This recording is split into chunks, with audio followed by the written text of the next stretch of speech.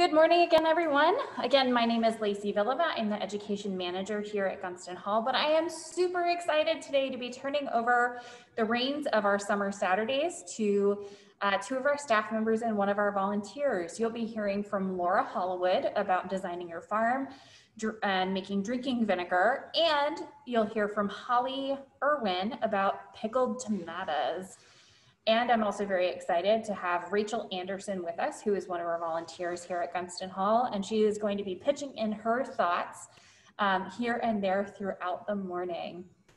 Again, if you have any questions, feel free to type them into the chat, or we'll let you know when it's appropriate to unmute yourself and shout them out as we go out through the morning. So, Laura, let's get started.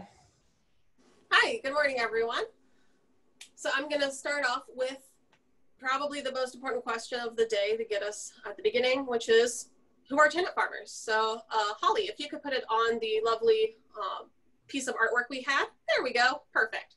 So who are tenant farmers? Well, Mason in the Americas, like many of the wealthy landowners of this period, rented land. And the reason they did this was because many of them owned more land than they could rent either with could work with their families or with the labor of people that they held in bondage.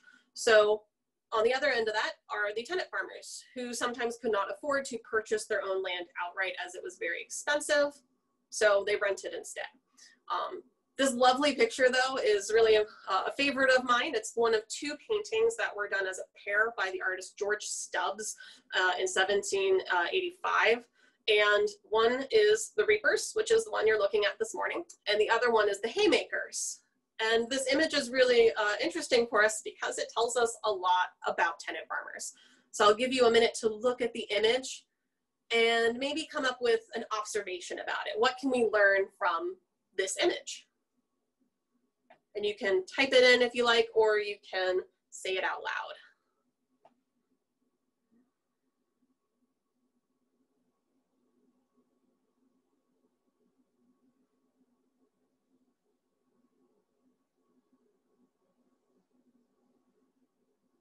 Yep, you'll just type it in the chat and it can be viewed by either everyone, which is the best way to do it since we are sharing 3 different computers and I won't be able to see your response if you send it only to Gunston Hall. So I'll give just another moment so people have time to, goodness, welcome from the UK. Someone came a long way.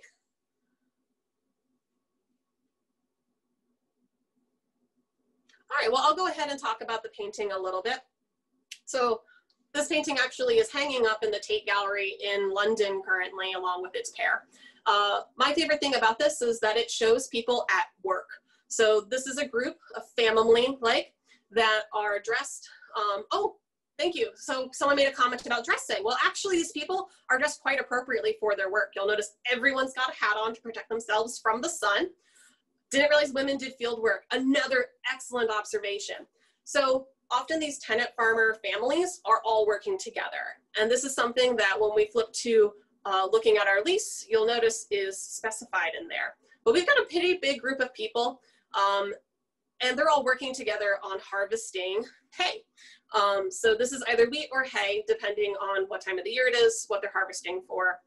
But this is either going to be food for them, food that they're going to sell, or food for their livestock and animals. So how do tenant farmers and landlords come to an agreement on what they're going to get out of this relationship? Well, most of them have a go on to the next slide, Laura. We want to make sure to point out down there in the bottom edge of the image. Yes, so one last thing. There's a dog there, and next to the dog, you will see a jug and a keg. So if you're going out to work all day, just like we used to do before COVID, you would probably bring a lunch with you or at least something to drink. Well, these people are going to do the same thing. And what's probably in that keg is something either like a cider or a small beer. So something that might be alcoholic but very weak, or it might be what we're going to make later, which is drinking vinegar, also sometimes called switchel or shrub. So Holly, can I get you to progress to the next slide, please? There we go. So this is our lease. This is how tenant farmers and landlords agree on who's getting what, how much of it, and how long the lease will last, all these things. And this is a lot of text. This is the entire lease that George Mason signed in 1752 with a man named Thomas Halbert. However, we're not going to expect you to read all of this in teeny, teeny, tiny print. We have done the hard work for you. We've read the whole thing, and we've plucked from it the most important pieces of it. So, first of all, how much land is Thomas Halbert renting? The answer is 200 acres. And in the lease, it actually specifies where the lines of that property are. George Mason owned quite a bit of land here in Fairfax County. So not only does he own about 5,000 acres that are part of the Gunston Hall plantation, there's also further property in Fairfax County, further property in Virginia, Maryland, and what becomes Ohio. So he's renting quite a bit across the Commonwealth. So the second part, how much is Thomas Halbert paying each year to rent these 200 acres of land? Well, the answer is 1,050 pounds of tobacco. So for those of you familiar, tobacco is a cash crop. And the idea was that you would grow this crop, harvest it, and it would be sold during the colonial period through the British merchants. And you could only sell it through British merchants. The problem was that each year, the price would decrease. And so eventually people switched to other kinds of crops. Mason recognized this. He did the same thing himself. So the next question becomes, who can work this land? So obviously, Thomas Halbert is at the top of the list of who's working this farm, but he's living there with his family. And so his family is going to work the farm with him. We don't have any indication from this lease that Thomas Halbert held any enslaved workers who were also working beside him, but that doesn't mean they weren't there. And because it was not uncommon for enslaved workers to be working these farms, many of the leases, like this one, specify that you can't do more work than 5 hands are capable of. So this is supposed to be the amount of work that 5 adults can do. So we have both expectations, you must make at least this much, but we also have limits on how much you can make. So moving along, there's things that specify what kind of buildings you need to have and other kinds of stuff. Now, rather than continuing our laundry list here, I'm going to show you what is going to be on our farm. So this is our activity for the morning, which is building our own tenant farm. So hopefully you've already had a chance, if you want to join us, to cut out your little pieces. I've already done mine, so we don't have to watch me snipping away at things. So I'm going to switch my screen real quick. So it will go away for a moment, but fear not, it will be back. The question about tobacco prices, it was all over the place. There was never a decrease in demand, but there was an increase in supply. There was also definitely a decrease in quality. Tobacco really depletes the land of nutrients. So the quality of the tobacco that was being produced was getting worse and worse every year that it was being farmed in Virginia.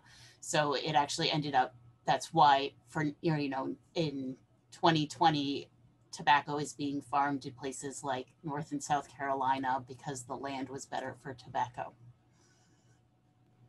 We're also growing a variety called Orinoco, which is apparently not, I don't and have never smoked tobacco of any kind, but Orinoco, the variety that's most commonly grown here, is not particularly desirable. All right, I'm back. I can see Holly's screen. Can everyone else see my screen? All right, perfect. So I've got my farm here, and I believe you are all are able to see a screen that lists the things that we need. So we already mentioned tobacco. You need to have at least 1,050 pounds to pay your rent, but you have to consider that this is considered that you must make good merchantable tobacco, which means it has to be of a good enough quality to sell. So if you only grow just enough to sell and you have a bad year, you could be out the money that you need to pay your rent. So I'm going to pick up my tobacco pieces here, and I'm actually going to plant more than I need. However, there's a bit of a caveat. I need at least 3 acres to make that bare minimum, but in the lease, it says you can only grow as much as 5 people can, which is about 10 acres. So for me, as I'm putting down my tobacco, and I'll stick it here in this corner. Doesn't really matter too much where it goes. I can't grow more than 10 without possibly incurring a fine from my landlord. So to make sure I have enough, I'm going to plant, there we go. Oops, hold on, 369, that's 9 acres of tobacco there, because each of one of these little squares represents about 3 acres. Now, tobacco is not the only thing we can grow. Can we move a little closer? Let me, ta-da. All right, so in addition to tobacco, like we said, the price of tobacco was falling. So people wanted to replace it with another crop that would be more useful as something they could sell. So people started turning to things like wheat. And Mason himself actually was growing wheat here at Gunston Hall. He writes to some of his sons about it. And so I'm going to add some nice wheat fields here. And the good news about wheat is that it is far less labor intensive to grow than tobacco is. So I'm going to put down 9 acres of wheat as well. Now, something else I might need to grow would be food for not only the tenant farming family, but also for animals. And so corn is a very valuable crop for this, because from the corn, you can make things like corn meal, as well as whole corn. All of that can be sold or can be used by the family. So we'll put down, there we go, 6 acres of corn. Now, in addition to these crops, you might want to plant other kinds of what we would call sundry crops. So these are other things that your family is going to eat, and this will help you get through the year, or you're going to take to market and you're going to make some extra income off of, because you're not paying your rent in these crops, generally speaking, but they will help you have a little wiggle room. So here's my potatoes. Again, another crop that's not too labor intensive. And we'll place those here. So we'll have 6 acres of those. And I'm also going to include some turnips as well. So here's 2 plots of turnips I will have. Oops. Other crops that you could have include things like beans. Beans are great because you can dry them. It makes them last a long time, unlike other crops, which you need to eat fairly fresh. Now, in addition to all these crops, you need somewhere to store your crops. So leases included requirements for things like barns. So here's my little bitty barn. And so I need to have 2 barns because that's what the lease requires. I have to have at least 2 barns. So I'm gonna put one by my tobacco, because the tobacco will have to be cured in a barn before it can be sold. And the other one I'll put here right about center of my farm. Of course, you need somewhere to live, because this is the place where not only you work, but also you live. So in the lease, in addition to 2 barns, it also calls for 2 houses. So we'll put one over here and one down here as well. Ta-da. Now, Rachel and Laura, I know you have both worked at a historic site that represents a tenant farmer. Yeah. Did you guys have 2 barns at Cladmore? I can't remember. We did not. We only had 1, but we were also representing sort of at scale what a farm would look like. So we did not include as many buildings. So we had one barn and 1 house, but had our property been larger and we'd had the space and means to build it, we would have a 2nd barn most likely and a 2nd house. We also had fewer crops than we would have. We were only growing 1 acre or 2 acres of tobacco. Yeah, so we had a fairly small, because we were working at small scale rather than full size. Like today's activity. Yeah, exactly. But one thing that we did incorporate, though, was not only having fields of crops, but also remembering that besides wanting to grow acres and acres of crops, sometimes you want to grow a smaller amount of crops. And so I've got a teeny little square that represents a little kitchen garden here. So we've got some smaller crops. So I'm going to put one here with each house. And that's what people will eat more seasonable foods out of. So, ta-da. Now, as well as having all these plants, we're also going to have animals. And so I have made some livestock for us. So you can see we've got cattle, sheep, hogs, and chickens. And so the cattle are useful not only for dairy, but also for pulling equipment. Hogs, of course, are for food. Sheep can give wool as well as meat, and chickens can give eggs as well as meat. So we'll go ahead and put one here. They need some pasture land, so this represents the pasture space they're going to have. And I'll put another one down here. Now, our last two things are things that you might be surprised by to find in a lease. One of them is an orchard. So the Halbert lease asks that Thomas Halbert grow an orchard of 200 winter apple trees at least 30 feet distance every way from each other, and 800 peach trees at 15 feet distance every way from each other. So Mason was quite specific about how he wanted this orchard to be laid out. So that means in order to have room for our orchard, we need about 24 acres of space. So here are two squares that each represent about 12 acres. And we'll put one here and one here. Now, something final that doesn't formally show up in the lease, but was very common to this period is woodland. So tenant farmers were not supposed to develop their entire farm. You can see I've got blank spaces here. So this is land that's either resting in between years of being grown, or it's something like woodland, which the landowner would want to be undeveloped, because this is a resource that's difficult to quickly replenish. So generally speaking, they want you to leave about a quarter of your property untouched. Also a good place for your pigs, because your pigs are also a great animal, because you didn't pen in your pigs. You let them run free and they fed themselves. And then you just gathered them up when it was slaughter time. So they would go into those woodlands and find their own food. Yeah, exactly. And so you can see my farm does not look very organized by a modern standard of layout, but this is the kind of thing that people did. They were going ahead and moving things around. So hopefully you'll get to play with this a little bit, move it back and forth, and explore on your own what kind of farm you might lay out. So now we're going to turn it over to the cooking portion of our program. So could you pop our supplies list for the next activity up on screen? Thank you, Holly. And I'm going to actually turn off my camera because I'm going to move us. Ta-da. And while I get us set up, you can take a look at the supply list for drinking vinegar. And I don't know about you all, but I love drinking vinegar. Rachel, you and I have had some amazing chats about how to get the best and most vibrant color, which has been really, really, really fun. I adore drinking vinegar. I make it all the time in my own house. I use a lot of modern recipes. There are actually a lot of modern cookbooks, because a few years ago, it had a little resurgence in popularity. Mm-hmm. So there are a lot of modern flavor combinations out there. Absolutely. Although in modern cookbooks, it will be called shrub rather than drinking vinegar, unless those of you who are joining us from the UK, if you're looking in UK cookbooks, it's drinking vinegar. In US cookbooks, it's shrub.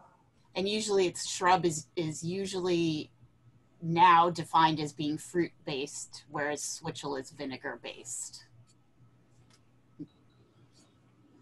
Yeah, so we've had some interesting language changes over time. But even back then they had cookbooks, and so we do actually see some recipes in these cookbooks. So we're following the hot method that you will see listed there rather than the cold method. But it all depended on what you had on hand and what kind of time commitment you had, as well as equipment. So I'm heating my water right now. I've only got a little bit in mine because I'm going to make basically a single serving rather than a whole bunch.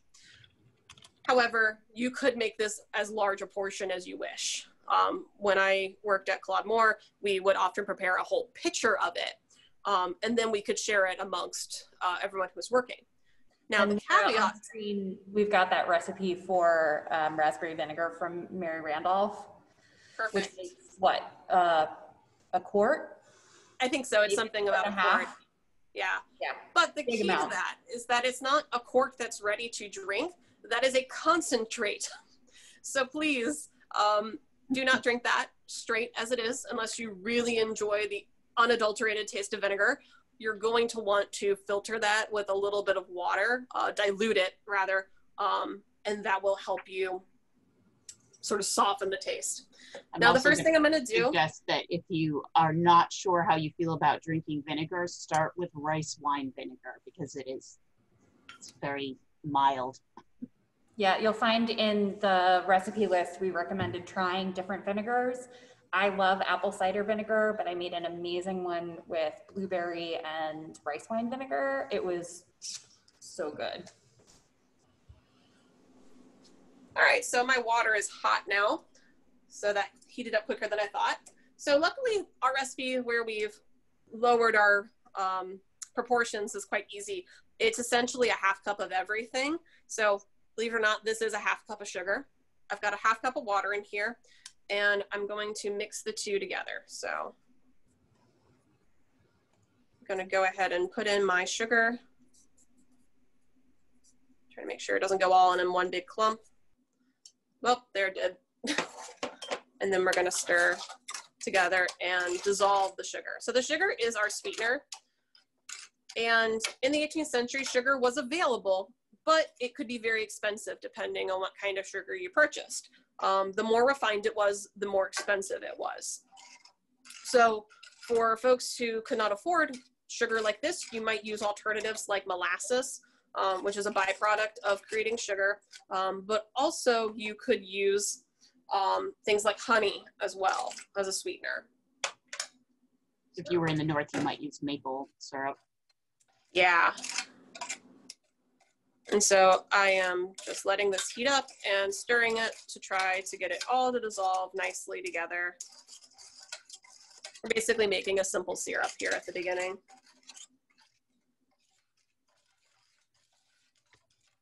This is on a medium heat. I don't have it terribly hot because we don't want to burn the sugar. So we're taking it pretty carefully. You can see that it's sort of unclouding. It's becoming more dissolved in there. I added just a smidge more water to help myself out because as I'm heating the water, it is evaporating off. So I am losing a little bit of water. So if you feel like it's too dry, and it's at risk of singeing, you can always dunk a little bit more water in. Got almost all of that dissolved, so I'm gonna go ahead and add in my fruit. So I've got blueberries today, ta-da! And I'm gonna just plop them on in.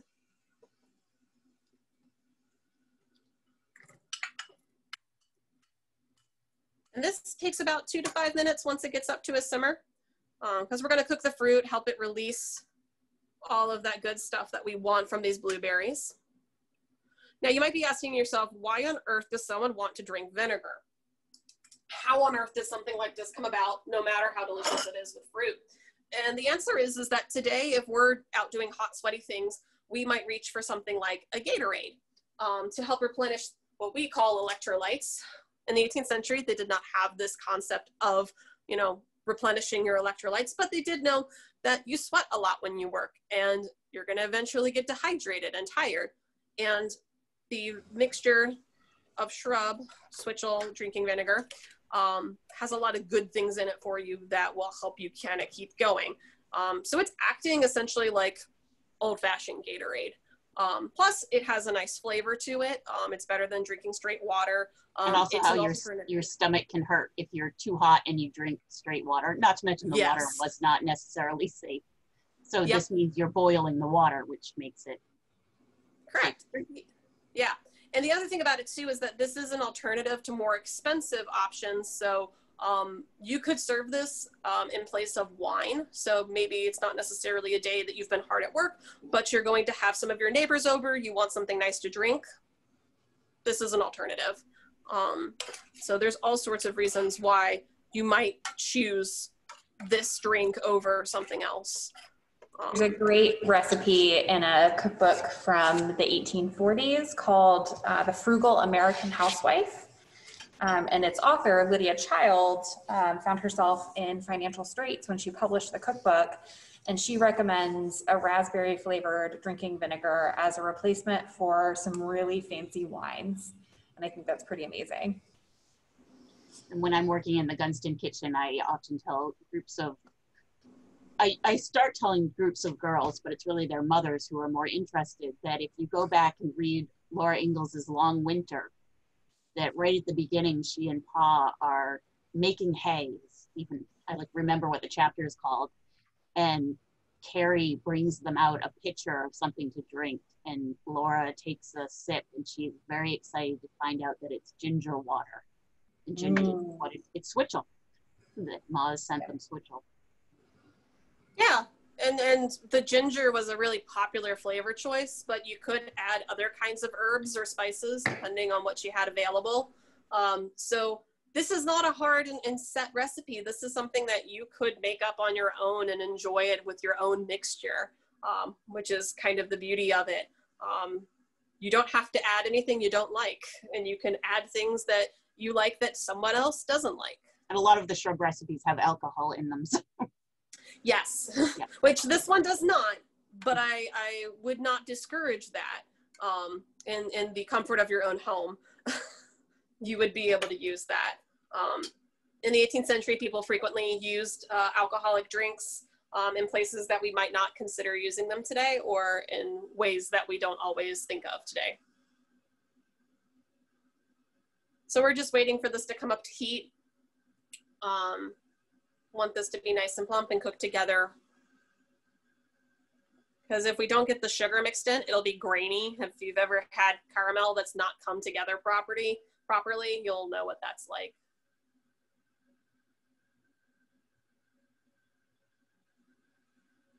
Do we have any questions? And it can be about the first part of the program as well. It doesn't have to be vinegar related.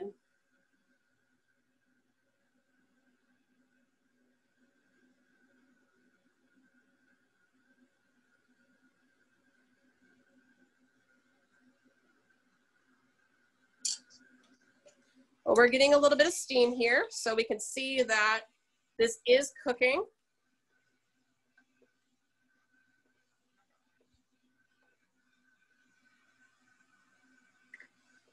So I'll let it go for a minute more, and then what I'm gonna do is take a sieve. So I have a metal mesh one today, but you could use cheesecloth as well.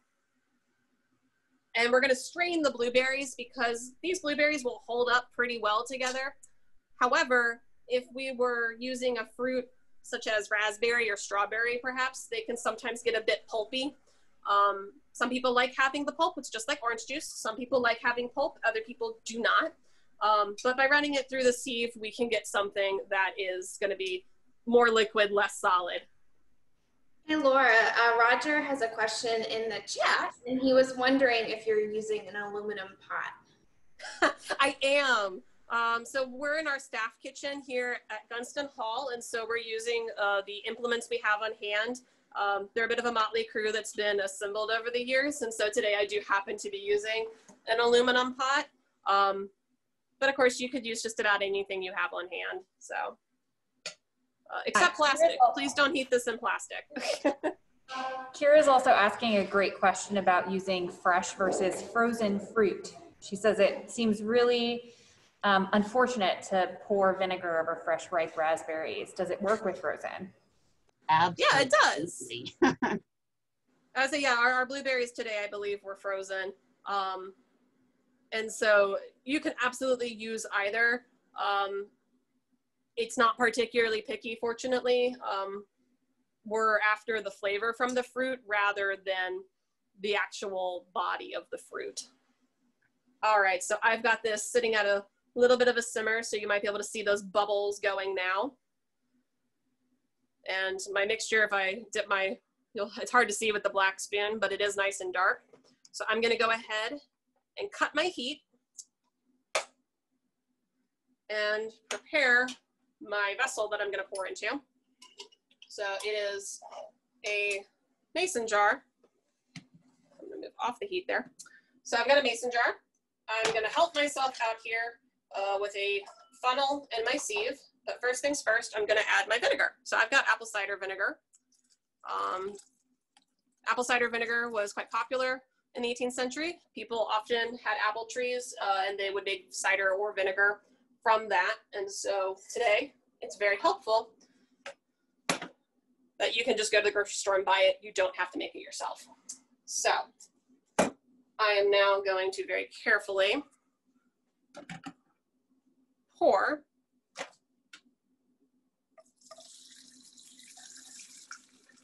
And you can see all my blueberries are catching beautifully. Ta-da! Hey, Laura, can you move the jar closer to your left?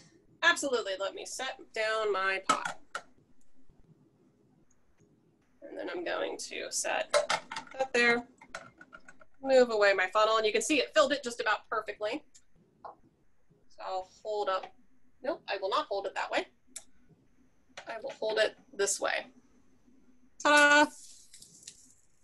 Nice, beautiful shrub. All right, so that is our first recipe for the day. So our second one, I'm going to turn it over to my coworker, Holly, who is going to show you how to pickle. Thank you, everyone, for joining us. Unfortunately, I have to step out so I can go lead a tour. But we appreciate you being here.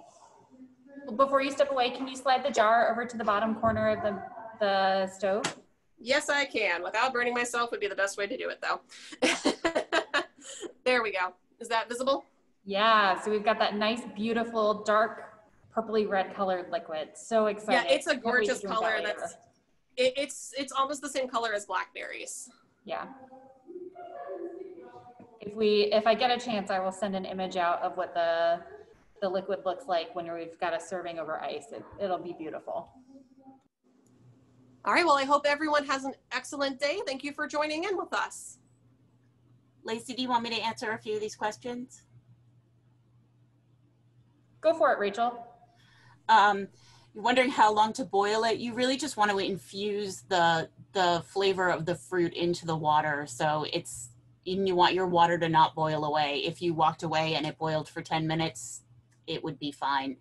And it would depend on how much flavor you want. So we're going to hit our last activity of the day. We are going to be making pickled tomatoes with Holly. This is a fun recipe. We're going to give you just a second to get your supplies together before we switch back over to Holly and let her get us started.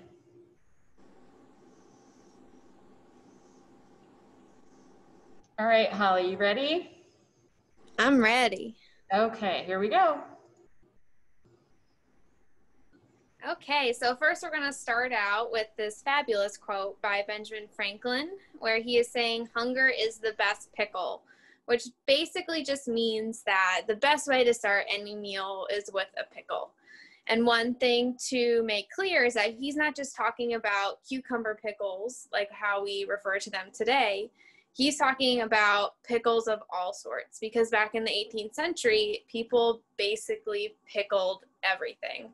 So fruits and veggies, meats. I've seen several different recipes for like mussels and oysters and peaches and all that good stuff. I also look at this quote, Holly, and I think about people I've heard say that hunger is the best sauce. Everything tastes better when you're hungry. Mm-hmm. But pickles in the 18th century were the big deal too. So I think about this quote in that way a little bit as well. And also pickles are probably one of the best ways for me personally after a hot day. It's just to like have some tea and a pickle. It's delicious. Hits the spot. Me too. I'm with you.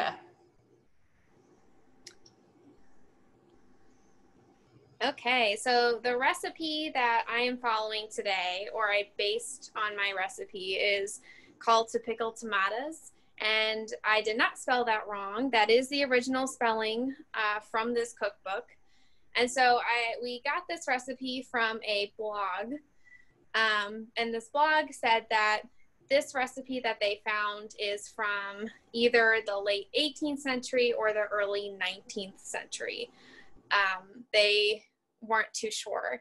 And that's just very interesting to think about, because people in Western Europe were not regularly eating tomatoes.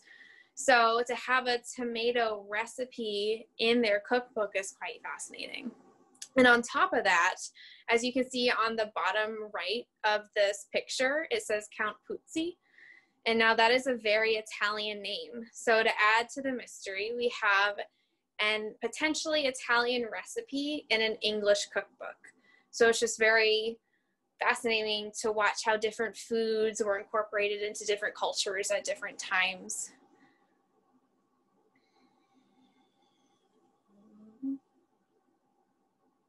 Holly, I don't know if you said this, but tomatoes made their way to Africa first. Did I miss that? Yes, that is correct. I did not say that. But they are originally a New World fruit, meaning that they are coming from the Americas and they're making their way to Africa before they actually get to Western Europe. And because of the slave trade, we see enslaved people in Western Europe eating tomatoes before the white wealthy people in Europe that eat tomatoes. So it didn't come into their diet until later. Mainly they're also potentially that bridge is Africa is the bridge, and that's why maybe we see the Italians eating tomatoes first. We don't know. Yeah. But it's a really interesting hypothesis that I'd love to prove or disprove as I'm able to do more research. Yeah, that's definitely something that's interesting to look into. Are you ready for that next slide? I am. Okay, so the recipe that I basically came up with is based off the original 18th, 19th century recipe, but I kind of put my own spin on it because we are making a quick pickle today, meaning that it doesn't need to sit for months and months like pickle recipes from the 18th century. Just because I'm very impatient, I'm going to want to eat these probably within the next 3 hours. And the longer that you actually let it sit, it does, usually you can taste all the different flavors. But this is the recipe I will be following. So to start out, I am going to poke some holes in my tomatoes. I'm using a fork. You can use a toothpick or whatever you like. And it's about 1 to 2 holes, just because the holes that you get in there allow the juices to get into the tomatoes better and just have everything just taste. Holly, can you hold 1 or 2 up in front of the camera so we can see? So we're poking holes in the tomatoes just so we can get the juices from the brine into the tomato and just have it taste wonderfully. Wonderfully garlicky, right? You and I had a disagreement over. Oh yeah. Okay, so over our flavors. What Lacey did is that she made a similar recipe to what I'm making, but she followed basically the 18th century recipe to a T. Where, Lacey, didn't you use all vinegar and no water in your brine? I did use all vinegar and no water. Right. So they were very salty. Yeah, very, very salty, very vinegary. And you and I also, neither of us, and this is a historic mystery, could figure out what one of the ingredients was. If we look back at the original, you can see it says with some bruised cloves. And Holly and I both did a bunch of research trying to figure out what those were. And Holly took the cloves of garlic root, and I took the cloves, like the spice root. Yeah. I personally am just a huge fan of garlic. Like, you can't go wrong with garlic. So that's particularly why I took this route. And when I was looking at different recipes, they interchangeably use cloves of garlic and cloves. So it was just so hard to distinguish, like, whether or not they mean garlic or they mean the spice clove. So that is still a mystery to us. So we'll leave it up to you. If you want to use cloves as in the spice, go for it. If you're a garlic lover like me and want to add some garlic to your pickle, go for it. It's really just up to your interpretation at this point. Okay, so I'm getting holes in all of my tomatoes. I might be double holing them too, but hey, that doesn't hurt. So I'm gonna get started on the brine. And so the brine for my recipe, we are using half a cup of water. Whoa! Oh my gosh. You've got a nice hot pot there. It's a very hot pot. So we're adding water, we're adding the apple cider vinegar. And I'm using apple cider vinegar today, but if you were to use white wine, red wine vinegar, again, it's really just up to your taste and what you like. You can even use plain Jane white distilled vinegar and it will work just fine. Yeah, exactly. Just as long as you get that like vinegary taste. Okay, so now a tablespoon of salt, Holly. Thank you. A tablespoon of salt in here. I'm going to stir it up a bit, and basically you're just going to let this sit and occasionally stir it until the salt completely melts. And because my pot was so hot, I'm sure that won't take very long. No, I don't think so either. And we tasted these the other day. For those of you who have been following our website, you may have noticed it took us a while to get this one up. That's because we had a recording issue when we aired this live. And we tasted them that afternoon and they were amazing. Yes. And it's also like so interesting because we tasted yours too, Lacey. And the distinction between like if you just use all vinegar, no water versus the half cup water, half cup vinegar. My pickles were really tangy. Yes, very. Okay, so I'm just double checking to make sure I got all of my holes in the tomatoes. I think I did. We're gonna say I did. Okay, so now what we're gonna do while the brine is cooking, I'm gonna add more because this is a bigger tomato, is fill our little mason jar, or this isn't a mason jar, but you can use a mason jar. It is not. That is a German jar. Well, you can use a German jar to fill it up with your tomatoes, but you want to make sure not to fill it up all the way and leave some space at the top just so you can fit in your brine mixture. Because you want your brine to entirely cover your tomatoes, right? Right. Exactly. And what was the reason for that again? I know you know. Bacteria, it won't ferment correctly. They can go bad if you're not entirely covered. So I have some leftover tomatoes, which is fine. I can just pop those in my mouth later. So I have my tomatoes filled. I'm going to add the spices I'm using, which is just whole peppercorns and then mustard seeds as well. And the original recipe, I believe, used whole peppercorns and not mustard seeds, but I really just love the taste of mustard seeds. And in a lot of the quick pickle recipes I was looking up, a lot of them use mustard seeds. So I thought, hey, why not?